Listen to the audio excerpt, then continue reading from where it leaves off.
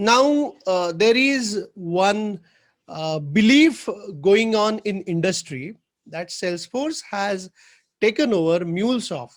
So many Salesforce people, they are getting attracted to Mulesoft, and many Mulesoft people, they are getting attracted to Salesforce because these two products recently got married. Even if CRM and integration, they are altogether different, but there is a strong belief in the industry. Even in many interviews, many interviewers also asking that as your wish, that you are a Salesforce person, you are going for a Salesforce interview, and interviewer will ask you that in case if in future required, will you cross skill yourself to Mulesoft, and vice versa. You are going for Mulesoft, they're asking in future if you want to cross skill to Salesforce, will you be ready for that, even if both domains are different, CRM and EAI. Okay, but in near future you will see some strong some projects where Salesforce and Mulesoft predominantly will be together on that project.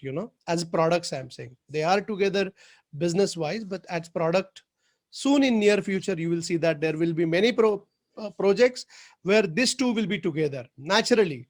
Whenever Salesforce acquire Mulesoft, what I feel is that is my personal opinion, wherever Mulesoft is getting used, Salesforce will try to enter as CRM.